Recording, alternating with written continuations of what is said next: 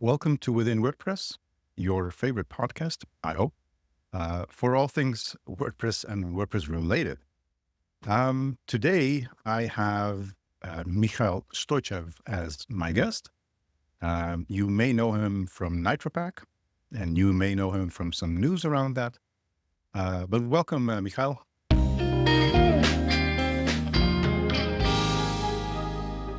Yeah, for those who don't know you fully yet, or maybe not even what NitroPack does, can you please introduce yourself? Yes, my name is Mihail. I'm born and raised in Bulgaria. I'm one of the few co-founders of NitroPack. What NitroPack is about is it helps your website become faster, load faster. It helps you pass core web vitals, so it helps you rank faster, rank better as well. And we've been doing this since 2013 for various platforms, since 2019 for WordPress. And I'm super happy to say that now, after a few years around, NitroPack has become a part of a pretty well-known company in the space called WP Engine.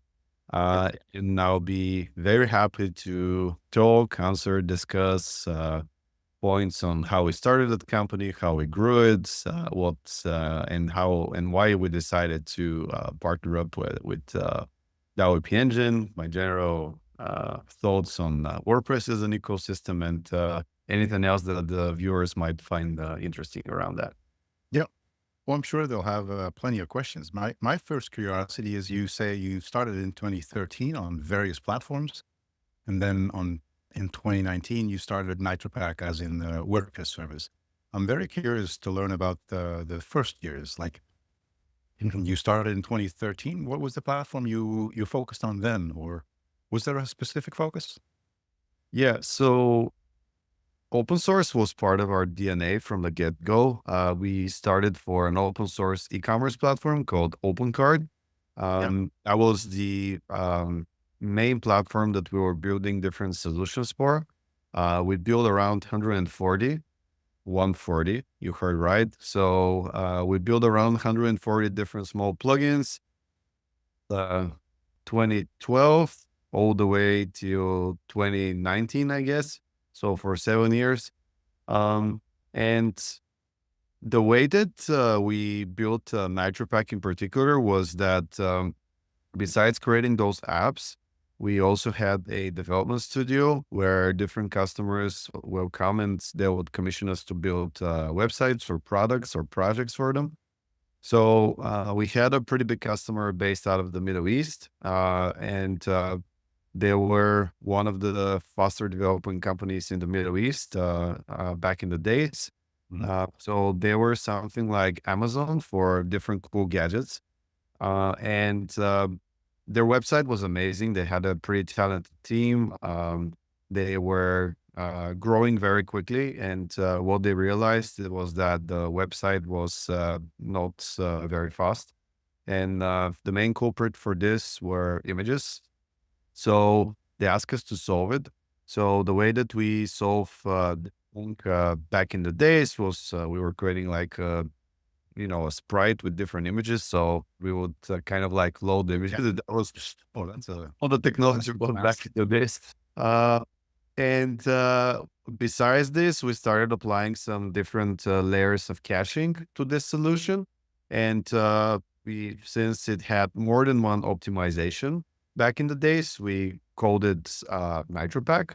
Nitro because we were inspired by Fast and Furious. So being a kid that goes to the movies quite a lot. Yeah. Still unmarried back in the days. So we were very inspired by the cars that were racing, and the moment that one is just lagging behind, they would press this nitro and then they would get an instant boost. So speed, boost, fast, those were the words that we were playing with. And we put pack in the end just because it had more than one feature. So this is how we came up with the name NitroPack. And the original logo of the company, I think up until this date, is actually the gauge for the RPM. And then it will go all the way to the red, which means that, everything is running as efficiently as possible. So I have to ask you though, if Fast and Furious is an inspiration, then I have to understand if you're more of a JDM, American muscle, or European. I would say 100% European. Um, I no offense to the American muscle cars, they make a great show and great noise, but in terms of performance, just feeling the car, making sure it's lucrative in the corners, I will definitely go Europe, Team Yeah, Europe. I'm right there with you. Sorry for Well, that interruption. For those who are not aware, I am quite a petrol head, and you are as well. So I have correct. to know where you stand on that. But when you say when you launched NitroPack, that was 2019. You started with OpenCart. Were there Yeah. any other platforms you had a strong focus on? So originally, the main thing with OpenCart was that the platform did not grow as exponentially as WordPress. Mhm. So we were like, we love open source, we love what it stands for, we just want a bigger playground. So we decided to essentially repack NitroPack and launch it for WordPress with everything that we've learned throughout the 6 years of development. We focus mainly on a couple of things. Number one being we wanted it to be very simple to use. So you set it up with a click of a button, you have the mode pre-selected for you, and then you don't have to do pretty much anything. So we noticed that a lot of the plugins and solutions were with a lot of tinkering, a lot of setting, which was, great if you're a technical person, but the majority of the users of a platform are non-techies. So we actually wanted to make their life easier if that was an option. So this is how we originally launched NitroPack. We also wanted to make it a SaaS. Um, One of the main things which we didn't see working quite well in OpenCart was people actually committing to software. When you commit with your money month over month, you want solution to work. So this was also a responsibility on our end to make sure that every month we push the boundaries of what's possible. We bring new features, and the team is motivated to essentially develop this standalone solution now being on WordPress more and more and more, rather than pay and forget and then deal with pirated stuff and then obviously have all of the trades of free versus premium. How are you going to handle the support? How did you have an extra license and all of that? So we just wanted to make it as simple and modern as possible. And that was the main thing and the main idea behind us wanting to launch on WordPress, most popular platform in the world, community that we know, open source enthusiasts, SaaS blood, and just bring it, see how people react. And also, going back to our roots, we wanted to make sure that there is a forever free version. And this forever free version was that so people who want to test, who cannot afford or not of a size to become a paying customer, can enjoy something for free forever and benefit of a lot of the features that we have built forever, basically. So you don't need to upgrade, you don't have to upgrade. And I think this was the core of why we wanted to stay true to our roots of open source rather than I was be going to say that is very, very much in line with the general thought of open source. Apart from the solution that you provide, I think a lot of plugins, certainly premium ones in the WordPress ecosphere, start out like that and stay like that for the same reason. Hey, why was NitroPack interesting for people? First of all, because it was inexpensive. There was a very low barrier to entry. Everyone can test it out, see if it works for them. And why else? Because unlike other solutions available on the market back in the days, what we wanted to give is as many premium features available under the free plan. What I mean by that is even to this day, we see that a lot of the caching solutions on the market would ask you to pay additional if if they want to use a CDN, for instance. And what we wanted to build from scratch is make a very profound research onto what is the best CDN on the market, and just available for everyone, regardless of the plan that you're on. Making sure that we take care of the heaviest resource for the majority of the blog websites, which is images, videos, and stuff like that. And then again, make it available on the free plan. So I think this is how we started to, and this combined with the simplicity on the user interface end and the nice user experience, at least we'd like to think it's nice, the, let's say, intuitive user experience on the back, I think was what was able to win a lot of leads who later turn into users, paid or I, for I, I, I think that's a huge determining factor to wanting to solve stuff for everyone. And then depending on whatever version of premium you have, it's just better or it's more complete or anything like that. So I like that approach. I think one of the biggest problems for any solution that is meant to work together with an open source solution, whether that is Joomla, Drupal, WordPress, whatever, is that you have zero control over what else is running on that server / application layer. SaaS, I think, is something, I mean, there's silly SaaS solutions, right? There's stuff that really doesn't need to be SaaS.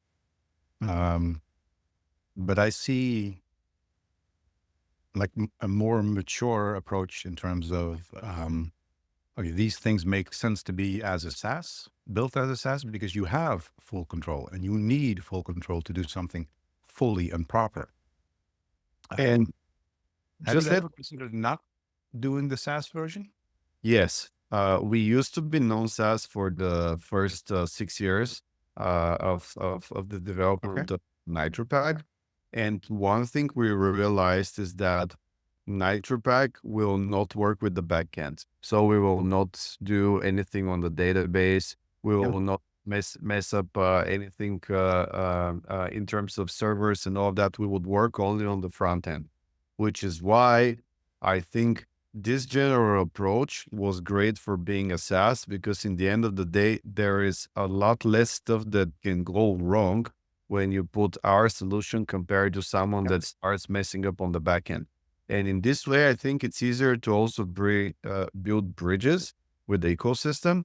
I think if you want to be part of the ecosystem, you have to have a approach where you identify potential problems and then you work out on solutions openly with the other part. For instance, NitroPack has an issue, a customer has an issue with a given slider or with a given builder. So instead of us saying it's not us, it's the builder, go talk to them, we would be like, all right, we investigate what the problem is, and then we will try to get in touch with the company that produces the other product. And we're like, listen, we're growing, we're in this situation, we have a customer, they're experiencing this problem. Let's create an integration so we can solve it on both ends. And then in the end of the day, this customer will be loyal to your brand and to our brand, because we would be able to have 1 + 1 = 2.5 or 3. So we always apply this approach. We always try to be very cooperative. We always try to view the competition as not an evil or someone who is unethical, but as opponents, which in the end of the day, while we compete, the customer gets the biggest value, and then the platform flourishes because the solutions become better and better together. Yeah. So this was kind of like the approach we took. And to fund all of this development, we decided to use the SaaS approach, because this is sustainable month-over-month growth. And by being able to be sustainable, you're less dependent and have less excuses not to be at your very best. Agreed.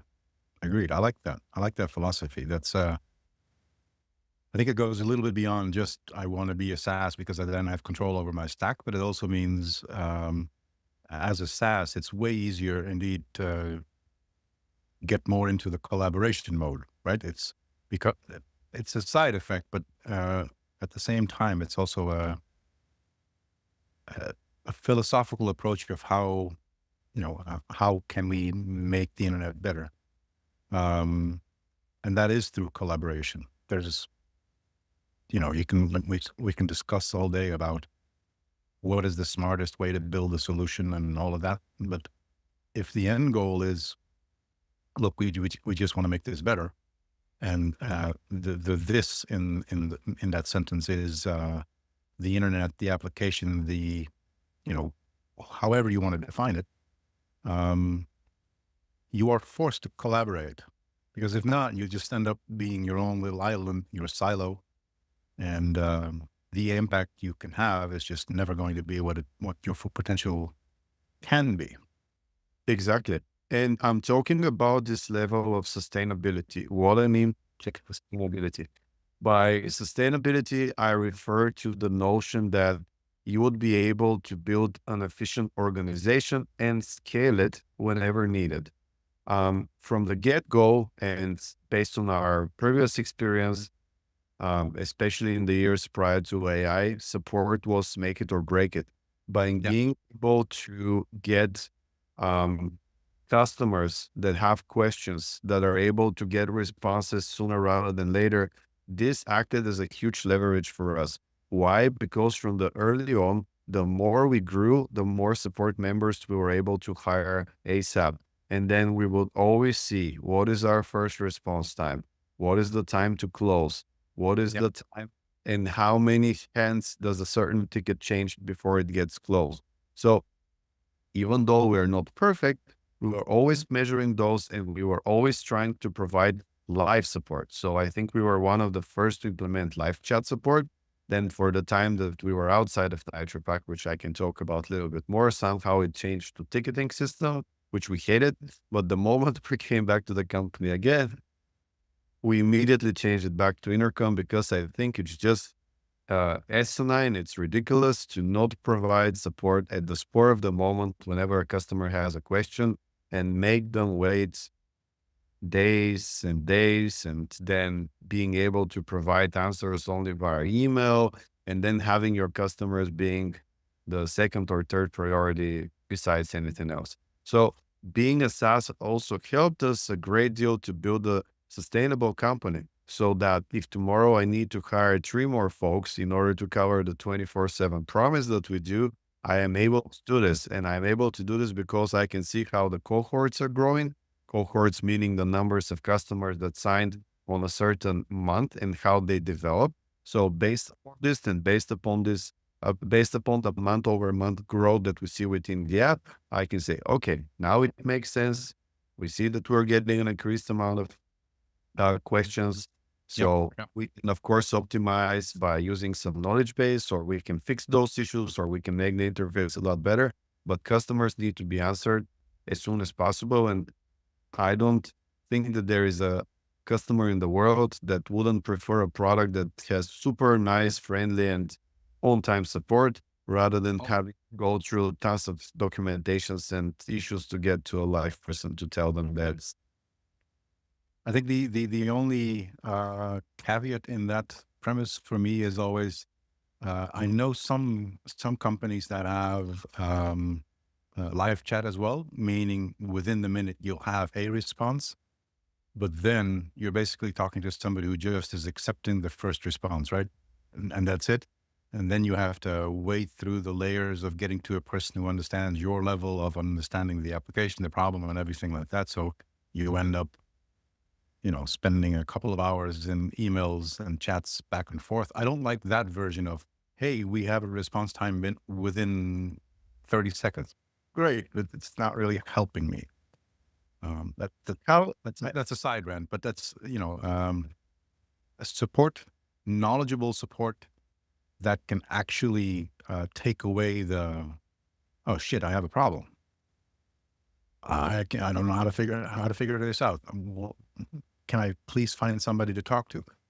I think that is ACEs. That is the most determining factor in the success of,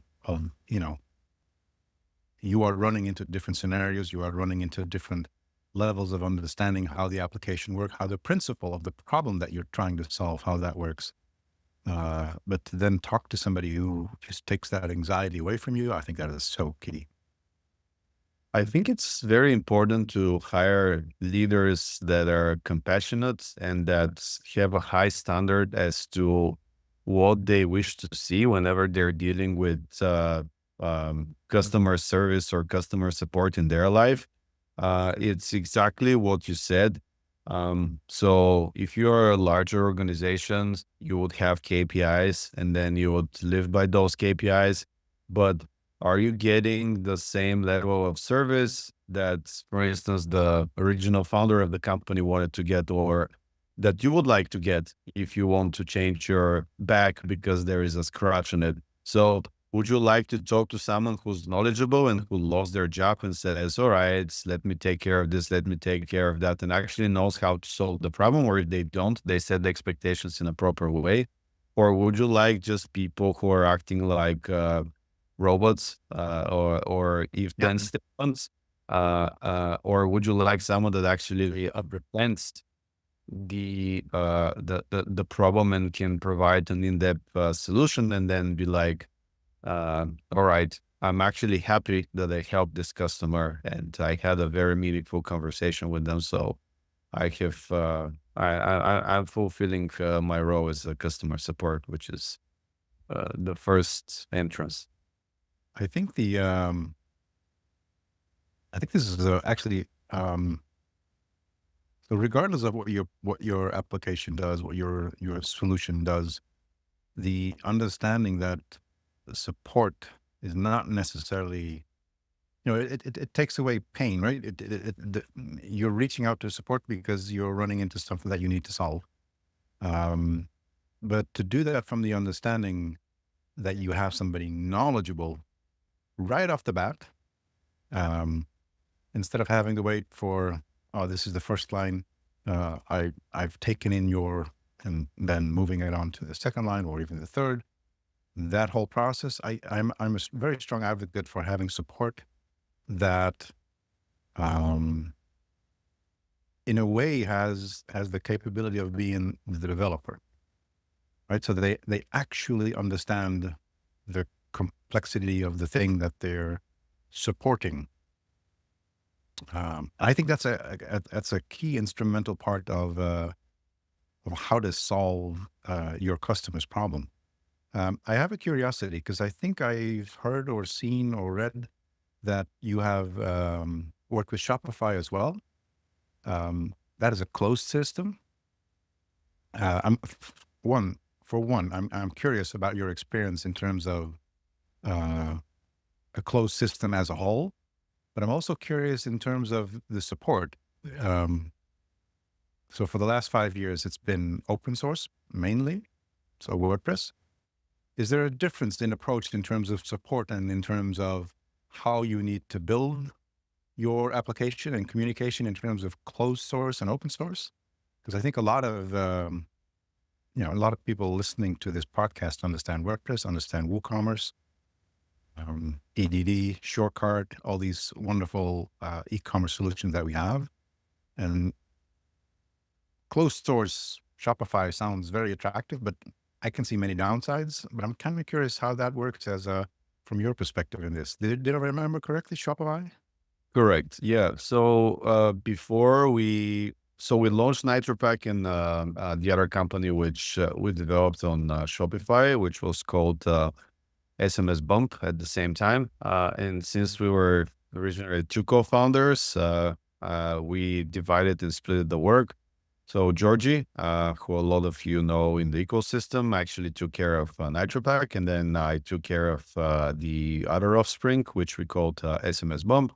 What is SMS Bump? It was MailChimp for text messages.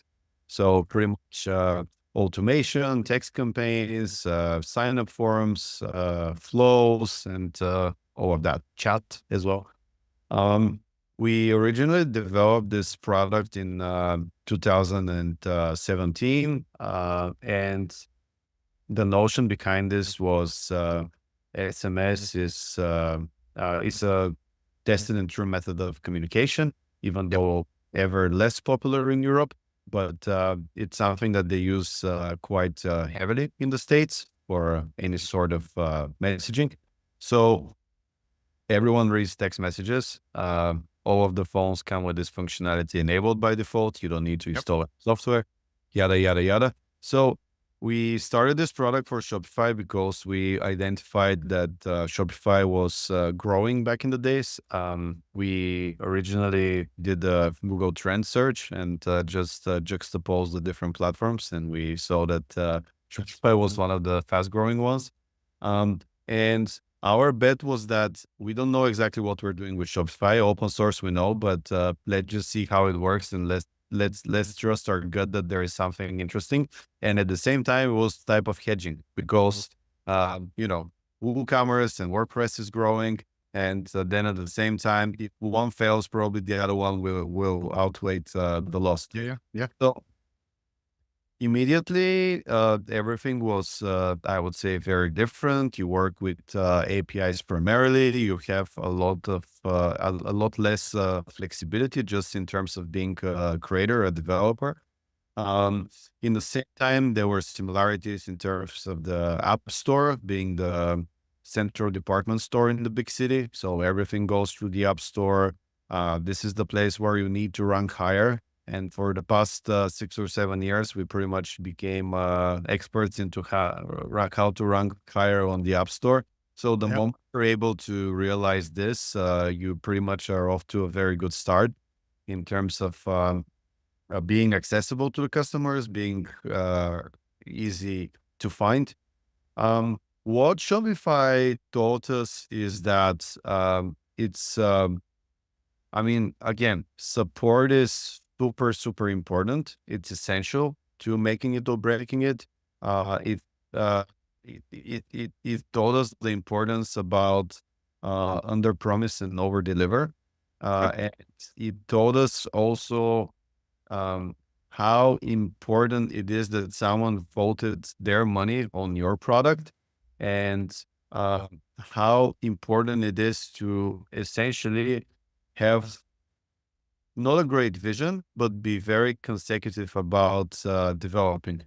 It certainly helped a lot with the payments. So Shopify have a billing API, so they handle all of the payments. So you didn't have to integrate Stripe or It's pretty straightforward. Yes, or any of the other solutions available on the market. And the main takeaway from Shopify as an ecosystem is that people like stuff that can be operated by non-techies.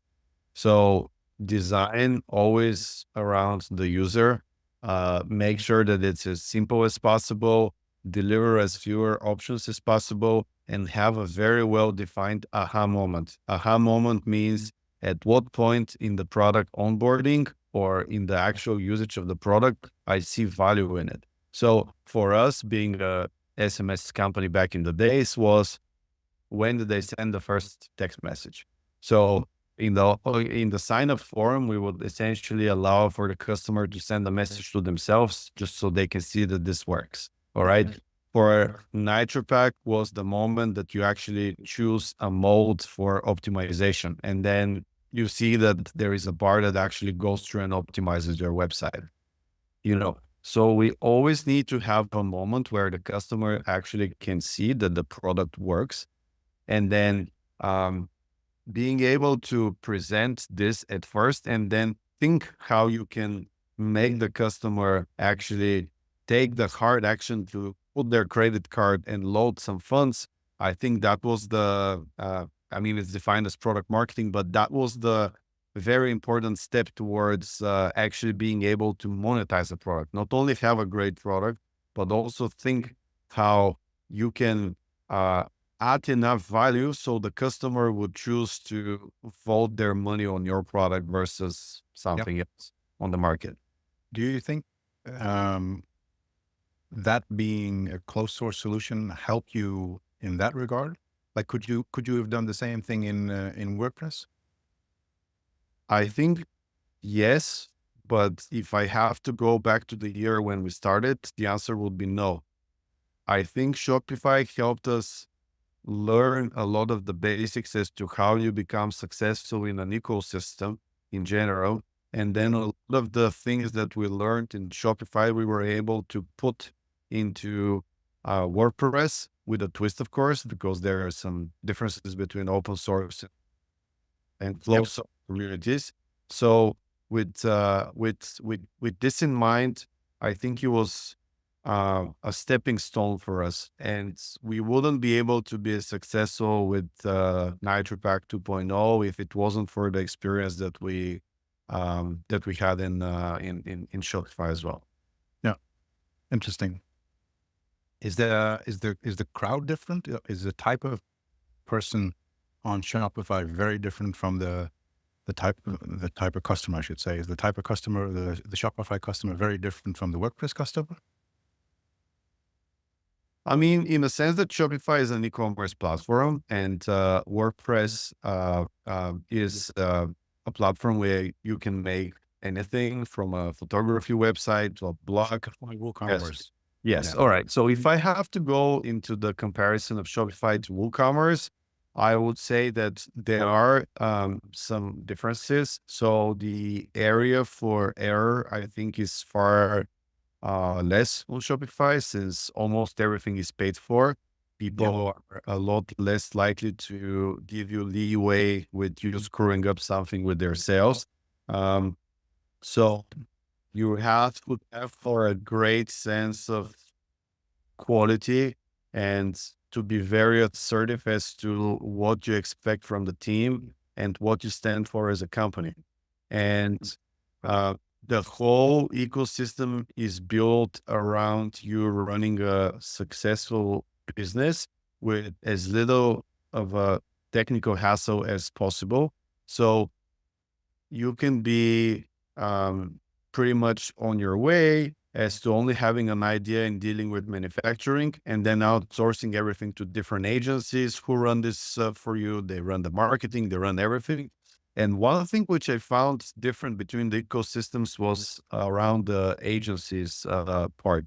So I learned that a lot of the agencies on WordPress WooCommerce are having a hard time putting a retainer after they finish a certain project.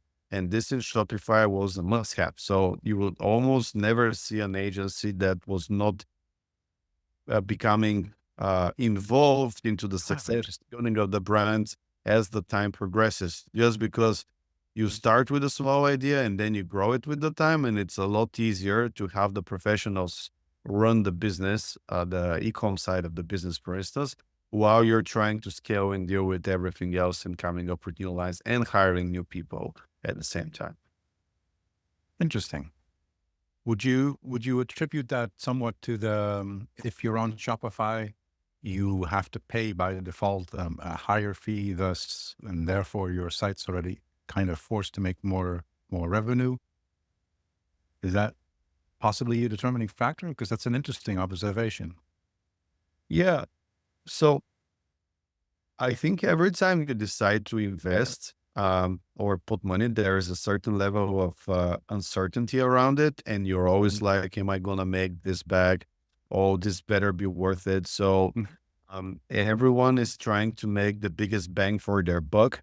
So they would always try to gather around resources which help them into this.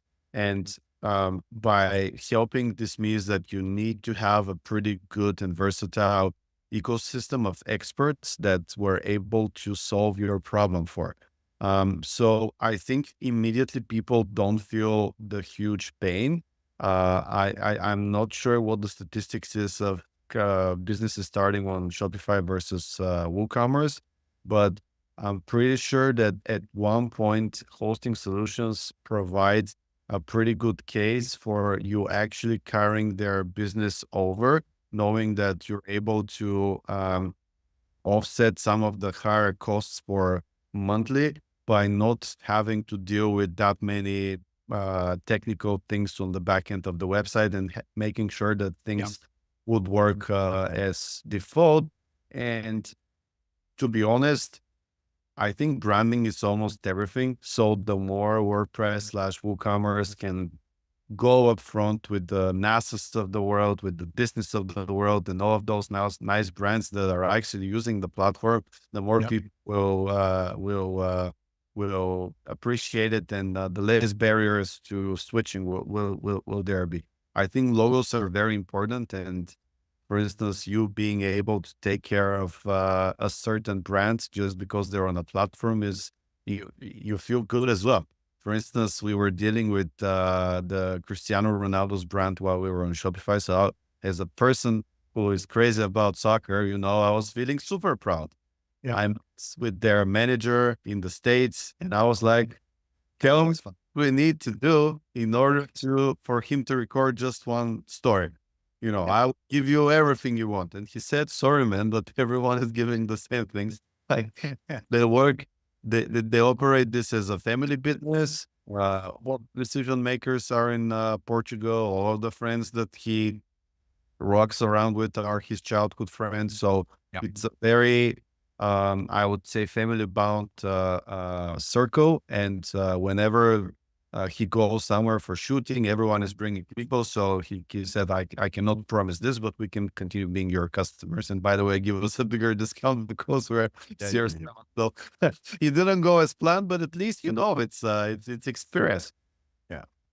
I don't have a Rockstar comparison like that, but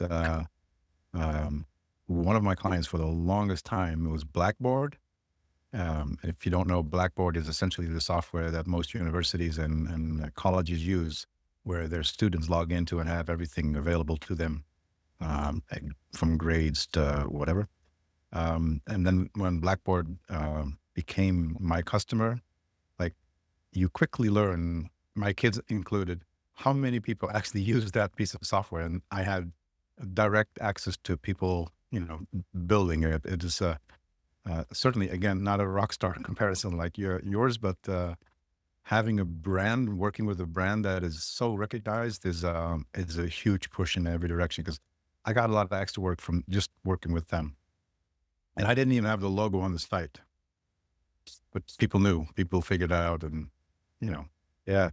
Well, listen, man, I think it's for a founder, for someone who works in a company, it's an immense level of pleasure and satisfaction to know that those huge brands among all the competition in the world chose you and pick you. So just for us as a small company based out of Bulgaria, we were 15 people, as in 1-5. So it was crazy, like to be able to work with Kylie,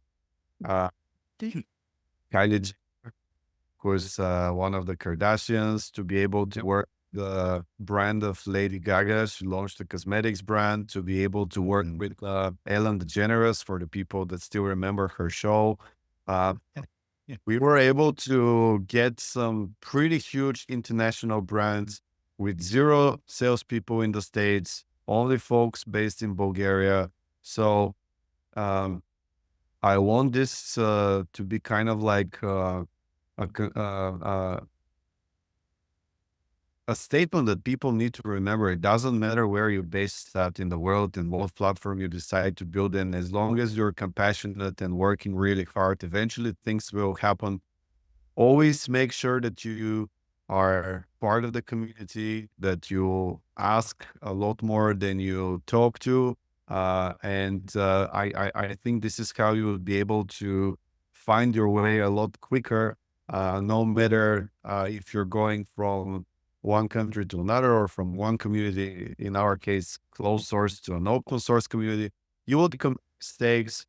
People will be frowning at you for stuff that you're not doing right. But in the end of the day, as long as you don't repeat it and show a path of learning, pardon me, and as long as you are very open towards being able to share and to explain why you did what you did, and make sure that it doesn't happen, and then you actually help those folks make this a rule which they didn't think about. I think Yep. those paths are inevitable. No one is perfect, but as long as you learn from your mistakes and work hard, I think things are happening in life. I agree. I agree. It's like I try to I'm trying to recall who started this whole uh, be 1% better today than you were yesterday thing, because you see it on social media happening. They talk about it a lot now, but it's a true principle, and certainly in terms of working with customers and stuff that are repeatedly in contact with you or your service. The gradual improvements, the listening to feedback, the not just listening, but also the processing the feedback into a better version of a feature. As you may know, we launched Scanfully not too long ago, and we launched with version 1.0, but we're currently at 1.23 or something. And that is to show that we are constantly improving. Sometimes it's a small bit. Sometimes it's just an email template. Sometimes it's the feature that becomes a little richer or a little bit more functional. Sometimes it's an entirely new feature. But the continuous, I want to improve, should be part of anybody's DNA working in producing software for the masses. I agree. If Maybe I not even for the masses, just in general. if someone is listening and they're contemplating if they should switch from team developer or from someone that does gigs on WordPress, WooCommerce, and they want to build their own carefully, what advice would you give them? Um, that's a good one. I think the most important thing is to understand that the road to version 1 will take you 3 times as long as you plan to. The launch that you do will never be close to what you wanted version 1 to be. But then chipping away and slightly and slowly improving your next version continuously, that needs to be something that you like doing. Because if your idea is to build it, launch it, market it, and then, those are the 3 sequences and that's it, you're not going to enjoy the process. Badi and I are, I know Badi certainly, so Badi is the original developer for the Yoast SEO when he was working for Yoast. He's worked at WooCommerce. He's built stuff for Amazon, Twitch, and stuff like that. So he has a very diverse background in terms of what's possible. I have a more performance, large project type of profile. You need sort of that.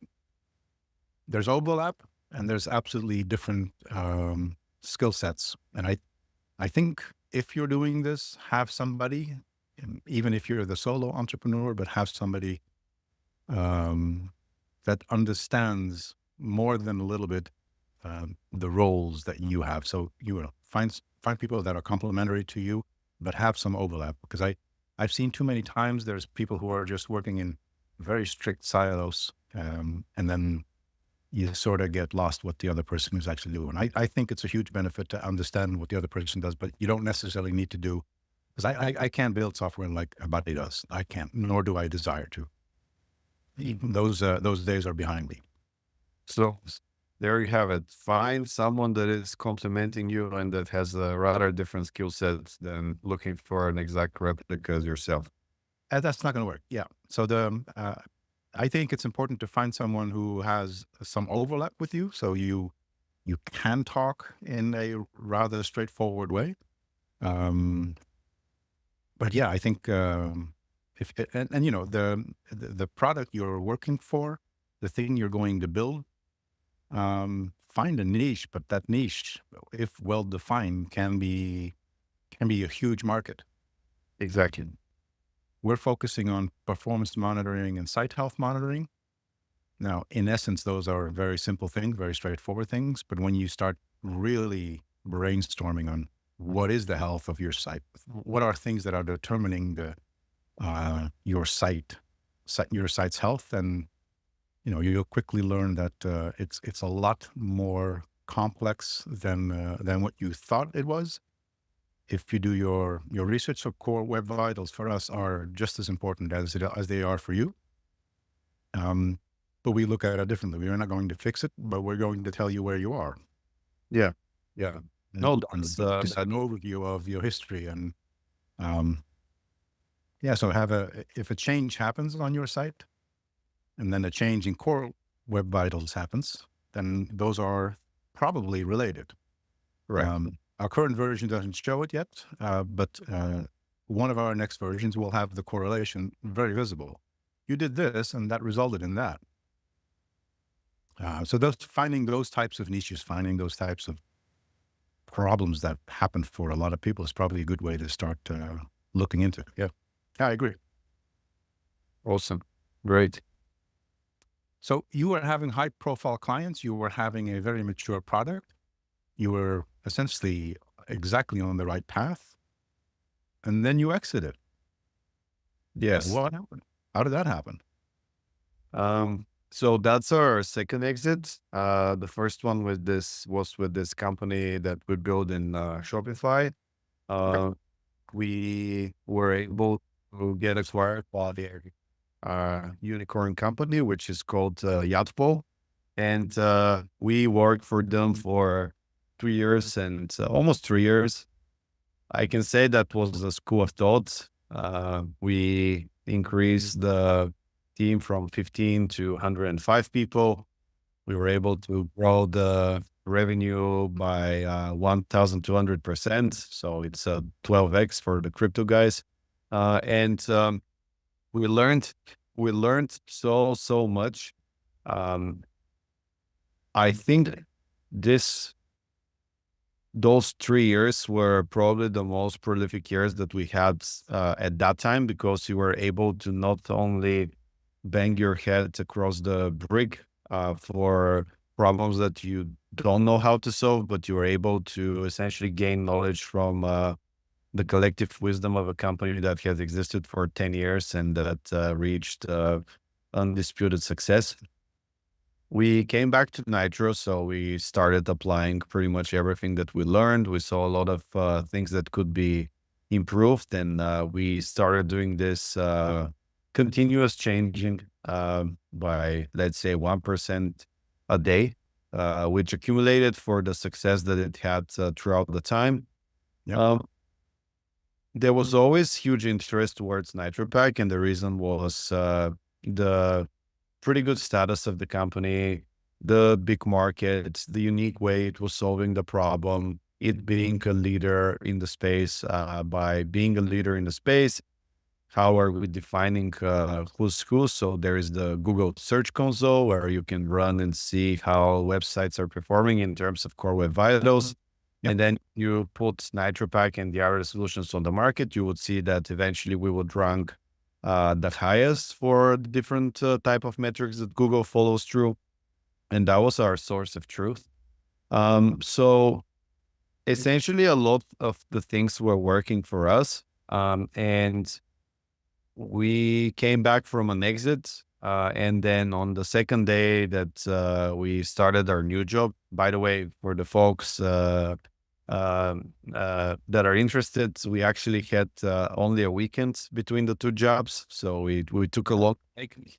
And the second day that actually we presented ourselves to the company, we spoke with some investors who were ready to invest in the company. And then the third day, there was someone that was interested into buying NitroPack essentially. So we're like, we just came here, the company is not, we're not interested into selling the company. So what happened essentially was that we were able to transform NitroPack in a number of ways. We took a very data-based approach where we were just going through the biggest pain points. We created a strategy where we see the biggest potential for growth. We opened an office in the States. We hired salespeople. We started materializing on this potential that WordPress has some pretty big customers and they want a solution. So how we can bring this solution for them, and how it can be priced reasonably, and how would they take us seriously. So we created a strategy around this, and the company started growing pretty positively. I would say in a couple of quarters. So the way that we set this thing up was that we started going to events a lot more. So we visited CloudFest Europe, where we were able to meet with a lot of hosting providers. As everyone knows, hosting providers are kind of like the whales or sharks, depends what type of when you are in the deep sea exploration. So those are the companies which I believe are the engine and the ones that actually are doing the majority of the acquisitions slash aggregation in the ecosystem. So in order for you to understand how to play this card, you have to understand what are the motivations behind the players and where they stand. Yes. So, for us, it was important to see if we can create a product for hosting providers that will be risk-free, that they'll be able to set up easy, and that would allow them to use our solution without us cannibalizing our customers. What does cannibalization means? So if I have a plan which costs $20, and if we offer our solution somehow to hosting provider that costs $10, then we're opening room for competition with our own product. This is called cannibalization. So we can eat up from some of our customers, this will be hurting our MRR. MRR means monthly recurring revenue. This is the amount of money we generated every month.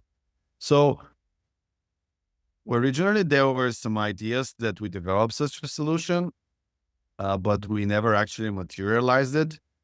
We started talking to WP Engine about potentially us bringing such a solution on the market because there was huge demand. Most of the hosting providers didn't have the proper infrastructure to have a front-end caching layer that they can offer to their customers, free or paid. So we saw a big niche there. Again, I mentioned in the beginning of our conversation that luckily in the beginning, we decided the product to work only on the front end, which was limiting the amount of damages which you can run on the back end. Also, forget the majority of the hosting providers already have some layer of caching that they provide on the back end. So we didn't want to actually mess up with this, as it can create more problems than solutions. So we decided to create this product, which was additional to our offering. We called it NitroPack OneClick, and it was called OneClick because you can install NitroPack like a very essential version of NitroPack to a customer with only a single click. They have to click a button, and then they have to click install, and then it's all up and running. So we originally developed this with WP Engine in mind, but I don't know how to this date, but somehow hosting providers were learning about this, so they were coming to us and asking them to install it. So by the time we were able to sell to a few hosting providers, which was pretty good proof that we were looking into the right direction. Then what happened is that after we were able to set it up on WP Engine, they started seeing some pretty good results. They started seeing almost no support issues. They were seeing how good it's accepted by the community there. At the same time, we got featured into the Google I/O conference. I think saw that. Yeah. It's the first company, at least from where I'm born. I think this is a great success for the whole region, the whole community. And I'm so happy and thrilled that we, as a small team out of Bulgaria and someone doing business from Europe, were able to be in I would say, one of the most important conferences in tech around the world. So WordPress. That was a hell of an achievement. Thanks, man. I really appreciate it. So we installed this solution to WP Engine. They started seeing some pretty good results, and we started thinking whether we can do something more strategical together around the product, and we started thinking whether uh, we would be able to accelerate the growth of NitroPack, being able to be handled by a slightly larger company, being WP Engine. So I mentioned CloudFest Europe, which is an amazing event held into Germany every year. So I would recommend everyone in the ecosystem who can attend, apply, and schedule as many meetings as possible in advance in order to make the most out of the event. So don't leave anything to serendipity because nothing will happen. Yeah. So I started actually getting opinions and talking to different hosting providers. And one thing I found in common is how everyone is taking WP Engine as a ecosystem player, that they really know what they're doing. And little by little, we became open to listening what their idea would be for this potential partnership or merger, or however you wish to call it. We found a lot of common points into how they see things and how we see things. And we saw that NitroPack will be in, again, a nitro mode for quite some time if we give it to, again, people who know what they're doing and have been doing for ages. So we became very open to the idea. We started discussing the details. Of course, I had the privilege to share and discuss with some of the successful entrepreneurs in the WordPress ecosystem who gave me very good advice. Again, this is a huge advantage. Everyone in WordPress is so open, so approachable. So as long as you're not trying to sell something to them directly in a very blatant way, if you ask for advice and if you ask the proper questions, then you're going to get it. Yeah, you're going to go and get it. So always be respectful of people, try to build bridges. And again, those bridges helped us to essentially have our second exit to WP Engine.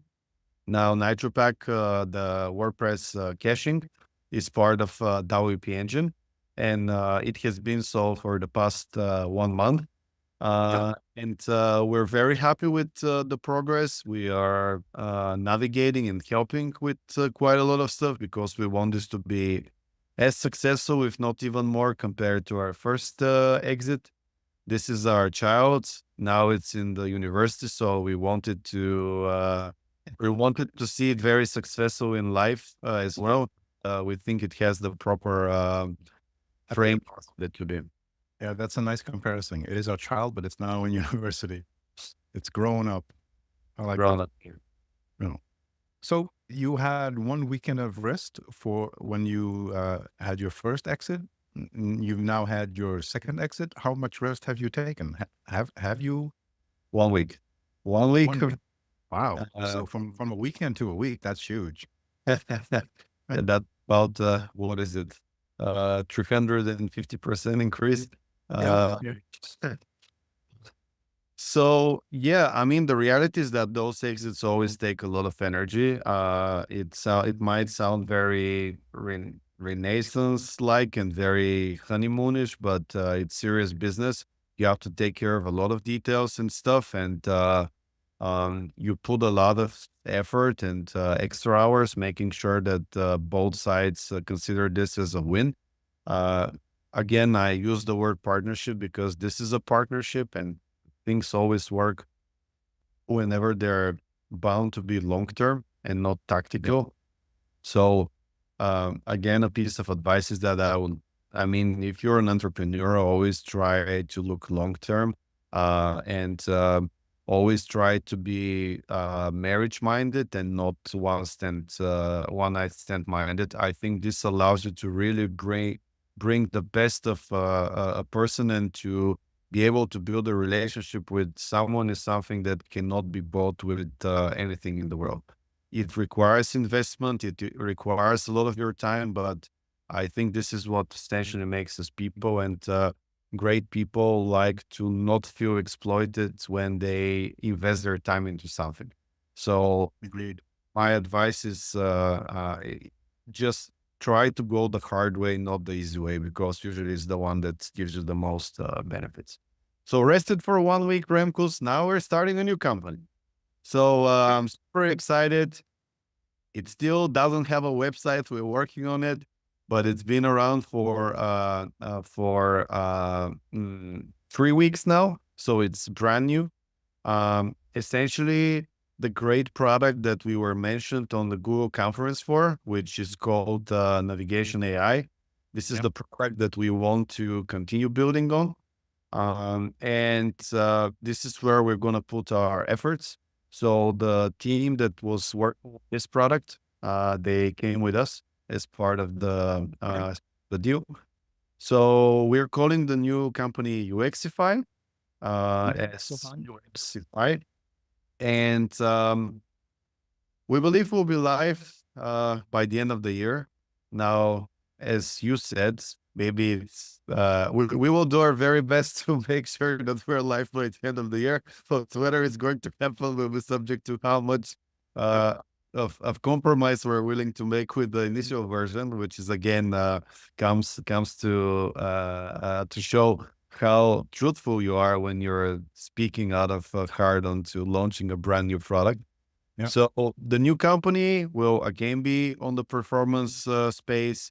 We want it to be platform agnostic. So I think you and I will be meeting again around different conferences, as WordPress is part of our blood circulation right now. And we would really like to be able to offer this to WordPress/WooCommerce folks as well.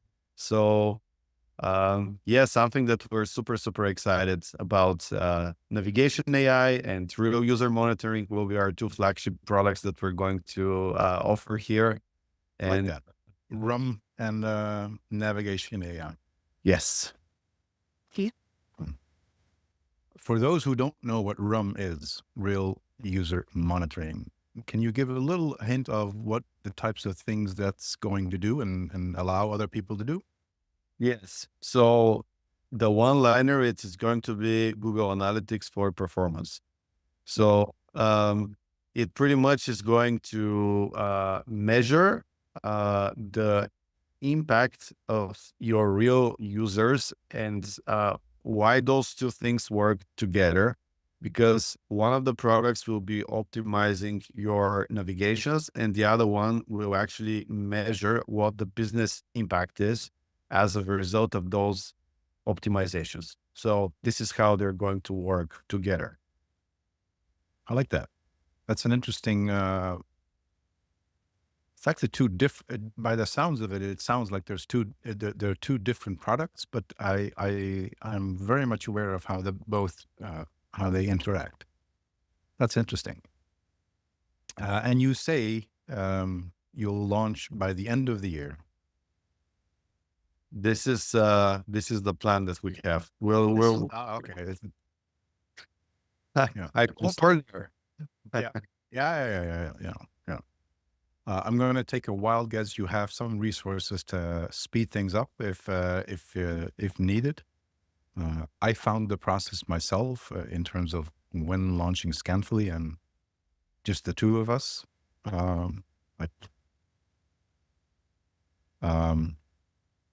think we actually had internally rewritten it twice before we actually launched the first version. So I hope you don't have to go through that pain, because I didn't like that process one bit. It takes a toll. The biggest benefit here is that the teams that were working on those products are again together. So that's a huge benefit. Have to, it's like bringing the superstars of a soccer team together to play under a different, in a different, league. Let's say it's why the 1988 team of the Netherlands football team won the European Championship, because large portions of them were already playing in the same teams throughout Europe. Exactly. And I'm sorry to say I have to harken back all the way to 88. I guess 2006 we were doing fine as well, but that's the one I remember most. Actually, you were doing fine the last two championships as well. I think you reached very far against Argentina. I believe you lost on the Yeah. With this, but 88 was fun to watch. I don't think everything ever that came after that was fun to watch, but but yeah, that's football, that's soccer, that's you get what you can take. No, but that's I'm happy for you that you took a full week. I mean, that's very admirable. I hope you coincided it with your vacation. But congrats on both the exit as well as the new venture. I think it's a very interesting one, and when you launch, I'd love to have you on the podcast again. I think today this podcast has been very insightful. I think you've shared a lot of insight and knowledge and experience, which I'm sure many people can learn many great details from. So thank you. Thanks a lot, Remkus. I just want to say huge congrats again on the NitroPack team. We wouldn't be here if it wasn't for you folks. So forever grateful. Huge shout out to the WordPress community. We would never be here if it wasn't for WordPress and all the awesome people like you, Remkus, that were navigating and helping us and explaining how things work in the WordCamps. And for everyone listening, just try to meet as many people as possible and form relationships, be genuine, and It's always, where it's at. yeah, always look into the future, not into what you can get at the moment. I think that's excellent advice to end this podcast on. Thank you so much. Thanks a lot. Thanks for having me.